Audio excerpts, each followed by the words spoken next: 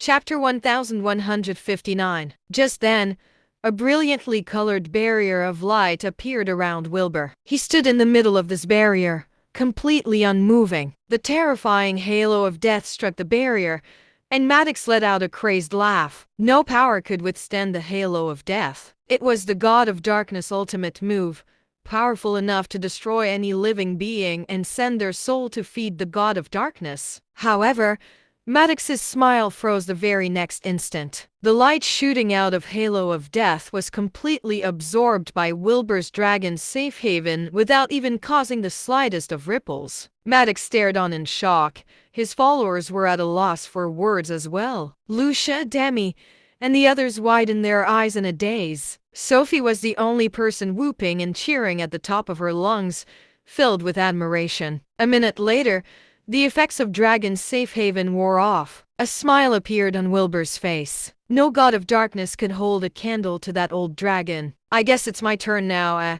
Wilbur smiled at Maddox, whose expression had darkened. Wilbur sneered coldly, shouting, "Tertiary immortal combat!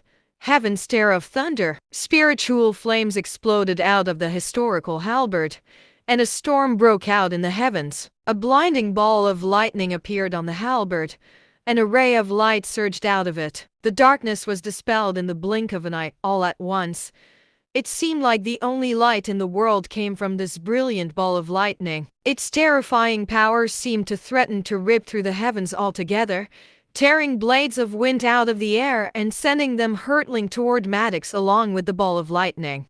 Maddox was scared out of his wits at the sight of the attack. He flailed the abyss staff in a fit of terror, black spiritual flames burning all over his body to form a gigantic black shield in front of him. The shield was about 3 meters wide and roughly 8 meters tall. There was a carving of a black demon on it, covered with runes as its edges burned with black flames, radiating an indestructible aura. Everyone watched nervously. Just as the shield formed, Heaven's stare of thunder struck the front of the shield. A blinding thunderous glow shot out, and the flames only grew stronger. The shield had absorbed the ball of lightning. Both the ball of lightning and the shield faded into rampant spirit energy, whipping around and forming a roaring hurricane. Maddox heaved a breath of relief, and his followers let out a cheer as well. It seemed like Trevor Penn could not trump their master at the end of the day. The next second, however, the square began to ring with the piercing howls of fierce winds. Countless gigantic blades of wind hurtled in from all directions,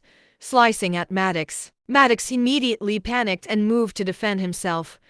But it was all too late. Even if he were to make it in time, whatever spiritual energy he had left would not be enough to withstand this terrifying wind. Maddox cried out in agony as the blades of wind sliced through his body, the pieces falling to the ground.